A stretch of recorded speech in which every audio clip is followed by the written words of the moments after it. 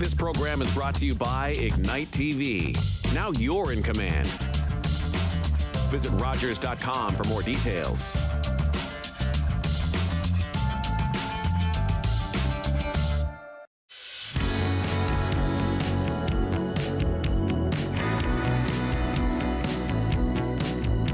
Hello and welcome to HealthLink, a program connecting home, community, and healthcare.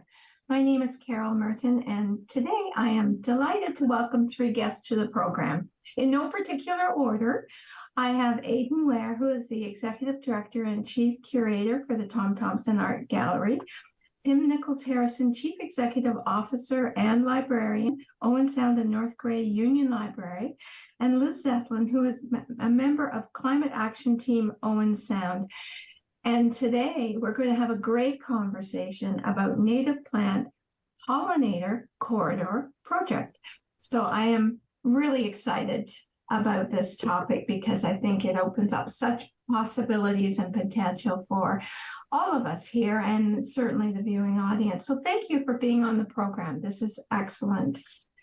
So at first, though, I'm wondering if you can talk about the concept about the open team, because this is a relatively new opportunity, and I want to show my open card so that people will realize that it's more than a team. It is actually a card, and what I like about it, I've done it, actually this belongs to my husband.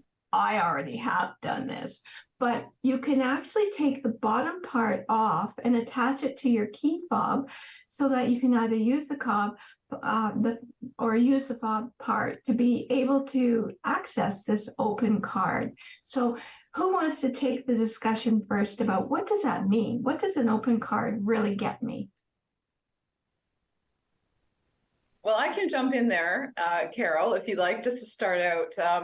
Yeah, we came together as four institutions. At first, it was just a little discussion between, I think it was Tim and I and the Billy Bishop Museum about this concept of, we each have these memberships, but maybe there's something to be said for coming together and creating one membership. And we thought about the Waterfront Heritage Center, the Marine and Rail Museum as well at that time. And so we started talking about the possibilities of doing this. And the more we talked about it, the more we realized, like, we all can really contribute to almost like a cultural card, a cultural pass. And it came together fairly quickly, thanks to a lot of work on Tim's part through the library.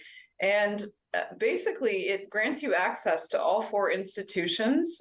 Anyone who's eligible to receive a library card can get an open card, but it comes with some really significant added benefits, which is access to literally hundreds of galleries across Ontario.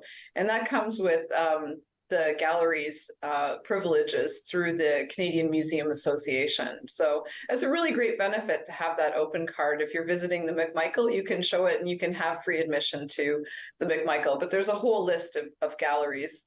So what started out as the open card really became the open team, because we continued to talk and think about projects that we could do together. And out of that came the Pollinator Corridor, which we're going to talk about momentarily. But wait, there's more. Yes. Yeah, I knew there must be more. Tim, tell us more. So I'd like to talk a little more about the open card and the open team. It's been fabulous working with Aidan and Ashley and Emily at the other institutions and their staff. It's been great for us because we've been able to be very creative and we don't have to go, oh, how do I do that myself? We're working as a team. And so that's really one of the nice things about the open team, is that it gives us access not only to the creativity within our own organization, but the knowledge and expertise within all four organizations. And that's been really cool to see. And so, yes, you have that card, which, as you know, Carol, you can break up and you can put one on your keychain, the fob. But if you lose your keys, then it gets turned into the library and we'll call you. So that actually having it on your keys is beneficial because you can do it. As well, if you have a partner that and they're picking up holds for you, you can exchange one of them and they can pick up your holds. Which when you come in the library and we say, oh, it has to be you. Well, if you have it because your partner's exchanged it with you to pick up your holds, that's what it is. Having it that way is useful in a number of ways. But not only does it give it access to our buildings, but you also have access to our virtual collection at the library and the virtual collections at the other sites too. So we have the Open Team, the Open Card website that you can actually go to and use it as a landing page, www.opencard.ca. And you can use it as a landing page to go to all 4 of our institutions and just be lost for days traveling through our web presence. So that's all there for you as well. Yeah, I'm certainly really excited about it because it allows for lots of ideas to come forward and for everyone to work together. And it's just very, very exciting. Already in the short term, I'm sure that there's been things that you would never have anticipated at the very beginning that has happened. Well, we wouldn't have anticipated the pollinator corridor for sure. And we're very excited and pleased to see that going ahead. Yeah. So successfully. Now, you did have a launch, which I was fortunate enough to attend, and that was November 14th. And the launch was the Native Plant Pollinator Corridor Project, and it was developed by the Open Team and in collaboration with Liz Zatlin, who's here, of course, as well today. So what exactly is the project and what exactly is a pollinator corridor? Right. Well, maybe I can start on that one. I've been a lifelong gardener, and it was only like a year ago that I started doing some reading, which I have to promote this book, which is Nature's Best Hope by Doug Ptolemy, who's an American entomologist. And I was reading him, and I never knew the real importance of pollinators, because without them, we don't have food. Birds don't have food. And they've been in decline. I think it's 45% decline in the last, 40 years? Something like that. But we're losing them. I'm old enough to remember that when you took a trip in a car, you had to stop and clean off the windshield because there were so many bugs on it. That has not happened in decades. Yeah. So really, we have to protect our pollinators, which are the bees and all of the other insects, the butterflies, the wasps, the bats, in order for us to have food and for the birds to have food. And we've lost habitat because, our cities are growing. So all the places where they used to get their native plants, which they've grown up with for millennia, they're gone. Yeah. So what we need to do is have corridors of native plantings. And it doesn't have to be all native. You can still keep your peonies and your hostas, but you can put in the natives because they need the food like right there.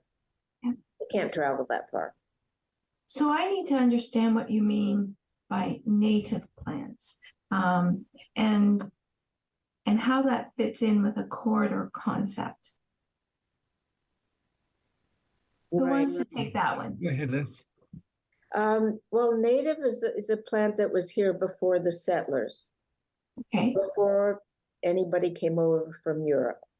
And the native plants have grown up with the pollinators, the bees, the butterflies, thousands and thousands of years. So they have co-evolved together.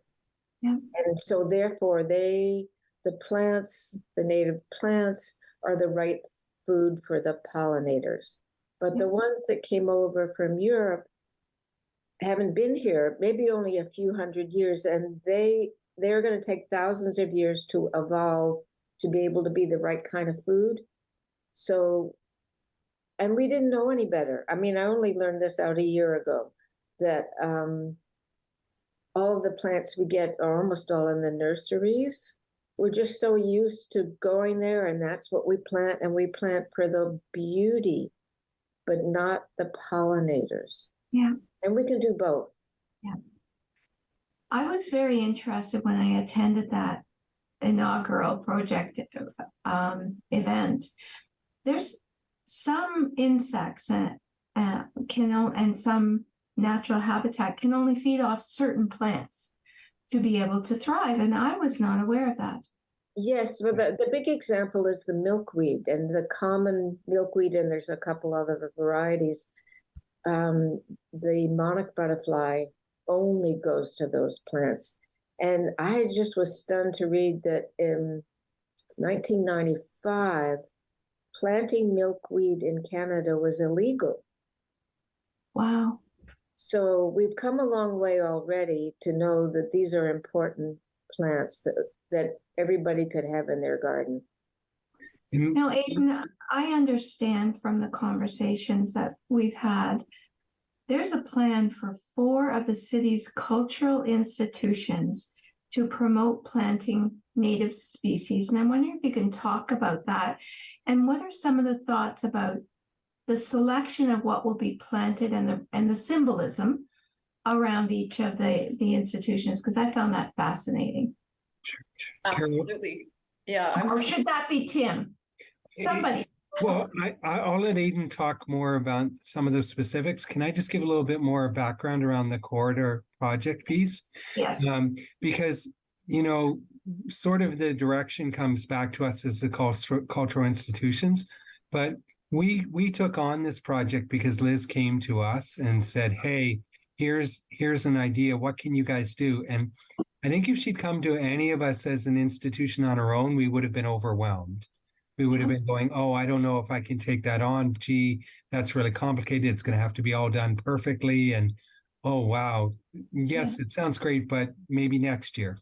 But because she came to, and Liz is nodding because, yeah, that's I'm saying, right? But when she came to us as the 4, we were able to go, hey, we can do something. Let's do something. Let's get started. It doesn't have to be all the same, but we can start. And then the other thing that we really have to acknowledge is that, like Liz, there are other amazing people in this community. So many of them. Thomas Dean and Vicki Thompson are 2 that I really have to single out because they've been involved since we started to do the planning for the launch, because they came with a level of expertise and around this whole subject. And quite frankly, Aiden and I don't have that expertise. We have expertise in libraries and art galleries, not plants. So it's been wonderful to connect to them. And we saw the launch as, let's connect with the community, tell them we're doing this, and more people will get involved. Because the Pollinator Corridor, if anyone's seen on TV or a picture, sometimes you'll see this highway, and then across the highway will be a grassy bridge. And then they're in some countries, so larger animals don't get hit crossing the highway, they go above. And so that maintains that the animals can go from one area to another safely. And that's really what a pollinator corridor is for tiny animals, for our insects that need to get from one place to another. So the pollinator corridor isn't the 4 cultural institutions. I cannot safely get the bee from from here or the art gallery to the Billy Bishop. Like, hey, go over here. It's just not going to work, okay? The corridor has to be everyone working together to create safe space for insects by growing the type of plants that the insects will go to. And by doing that across an area, we create a corridor in a safe way for those insects to survive. And it really is a survival issue. And that's another reason why we as institutions said, yes, we should be involved in educating the public and supporting people to gain more knowledge. It's knowledge that for many of us is very new. Liz is saying this part very recently. We need to find ways to share that, but we also need ways to amplify the knowledge that's out there by Thomas and Vicki and Liz and the Saugeen Conservation Authority and everyone else who's doing things in our community. And that's really the focus. Now you want to know about the plants. I'm going to send that to Aiden. If I could interject, Yeah. just for 1 second. Sorry, Aiden. But I will turn it over, I promise. When I attended that information session, the term that came to me that I hadn't thought of, which links with you, Tim, native urban patch to patch. Yeah. And that really captured me. I mean, we talk about a corridor and I sort of think about a line, a hallway, but it really is also patch to patch, where the insects have to go patch to patch to do their insect thing. And that's where everyone together can create that patch, which eventually forms a corridor. It may not be a straight line corridor, but it helps them because they can't travel far. They can only travel little distances. So by having many little patches or large patches, it helps them. Anyway, over to you, Aiden. Sure. Yeah, I will just contribute to the end of that conversation as well. And something we haven't touched on is climate change and the impacts of climate change on the pollinators as well. So when we have these high temperatures, droughts, floods, other extreme weather events, what that essentially does is it desynchronizes the blooming schedule of the plants from the pollinators. So they're not blooming at the times that are needed.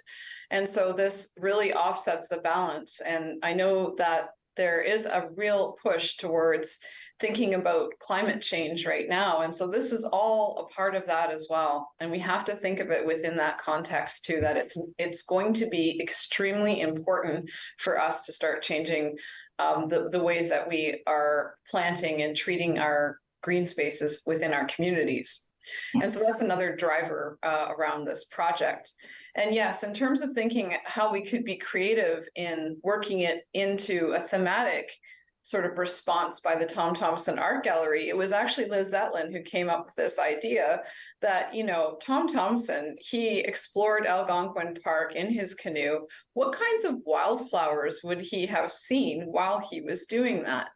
And we have Tom in his canoe outside the gallery when we're not under construction. And so I think there's a great opportunity to see what some of those native plants are and plant them there, because those are the plants that Tom would have, been canoeing by.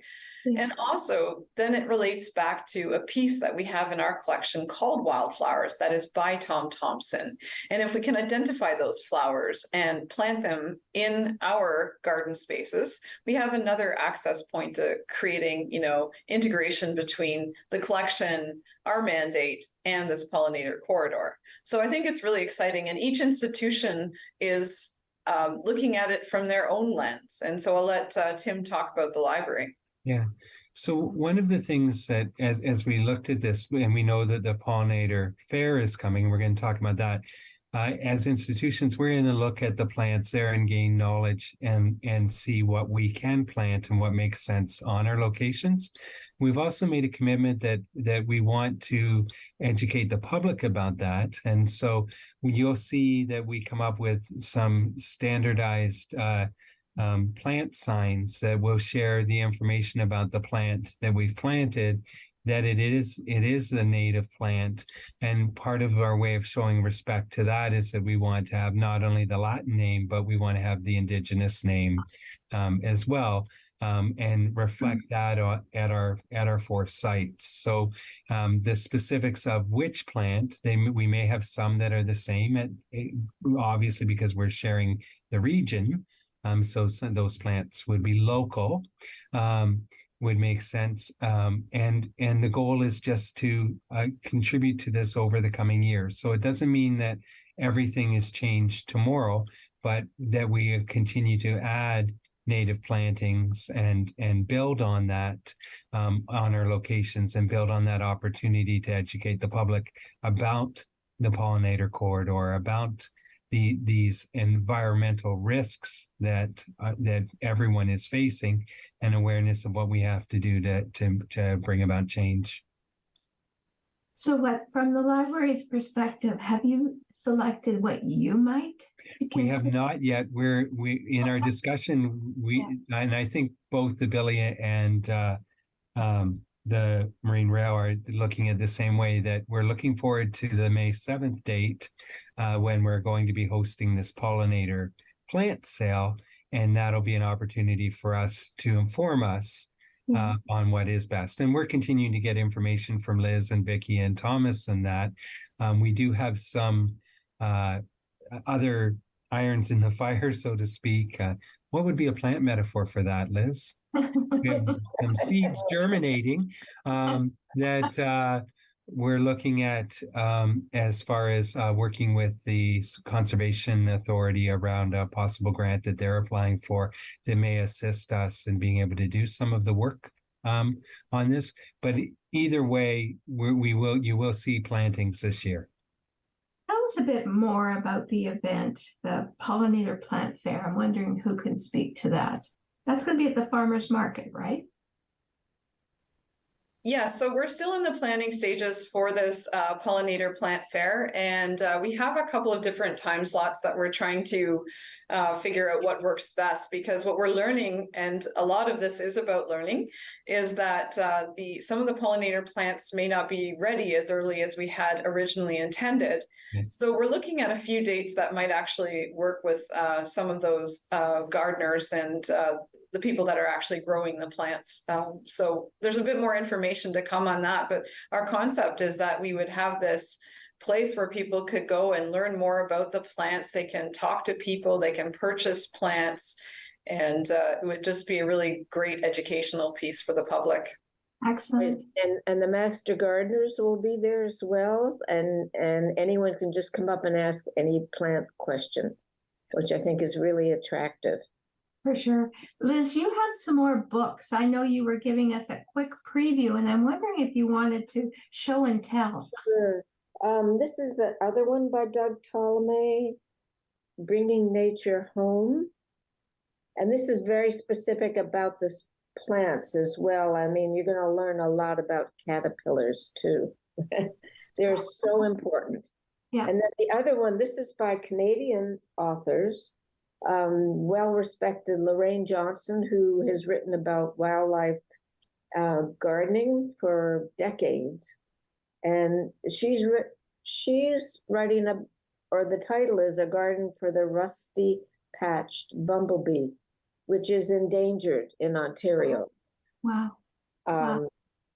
So that's where that comes from. But there's so many wonderful YouTubes that you don't have to read a book necessarily. You can just Google Doug Ptolemy, Tallamy,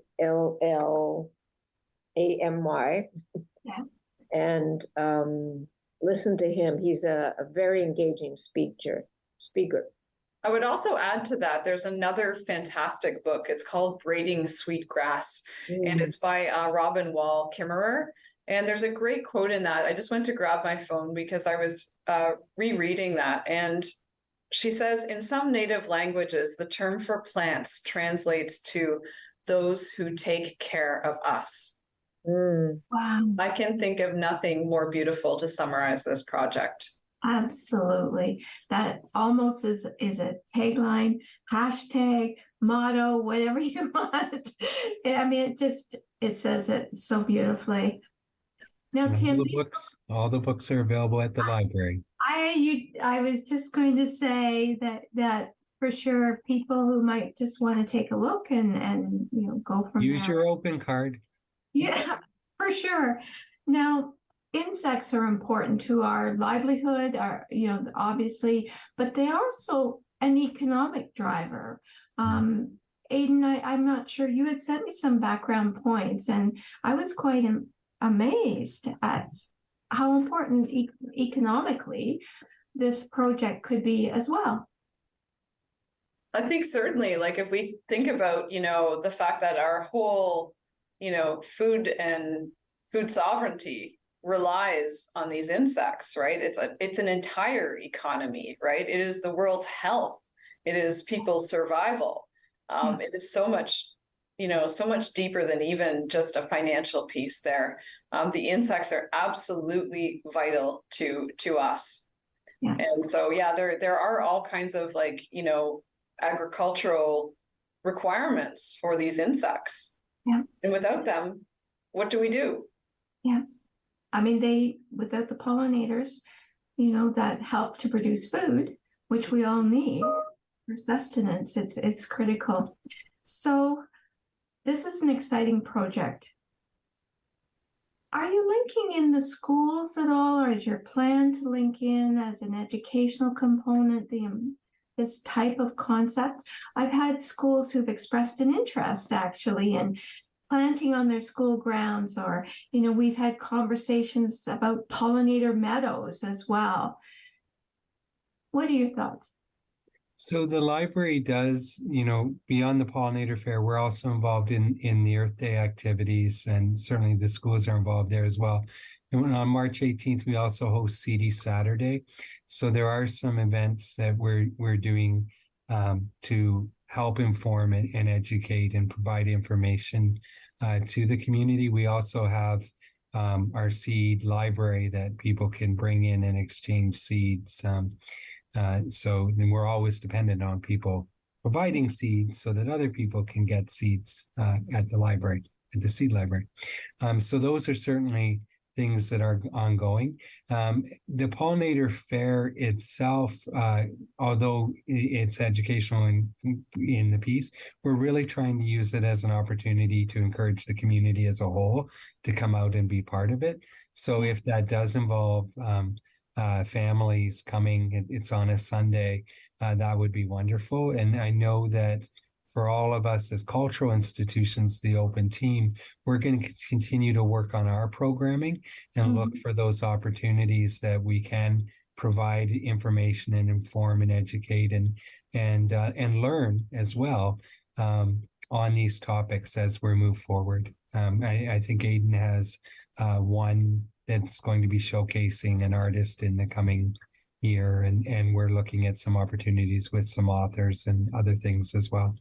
Yes, so I'll just touch on that too. We have a really amazing and powerful exhibition coming to us by contemporary artist Sarah Angelucci. It's called Undergrowth, and they're photographs, but they're very much about, the plant colonization that has happened. And so you'll see plants that are non-native with native plants sort of entwined together. And it raises all these sort of question marks about how colonization has affected, every aspect of our lives. And how can we move forward from this? Excellent. That would be an empathetic way. That would be wonderful for people to come and see. I can't believe our time has already gone by. I want to thank all of you. This is absolutely a superb project. Great for the cultural institutions to be working together, and looking forward to the public engaging as well in this. Thank you all, and all the best. And I look forward to seeing what more will come through the open group. So thank you. Thank you to our viewing audience for joining us today. Please join us again to learn more about programs, resources, and services available to you and to your family. Take care and stay safe. Thank you.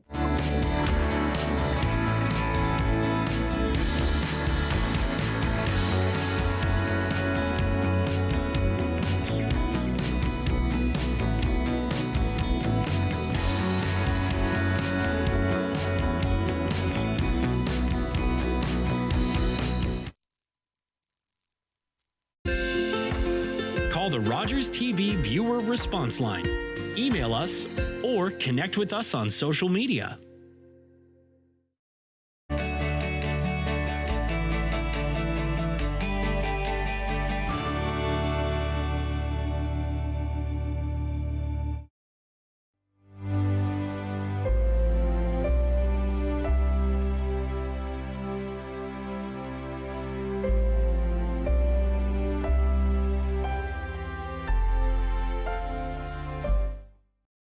The regulars, the guys who keep this place in business. Last week, they had something to celebrate. Jason had just finished university, so they toasted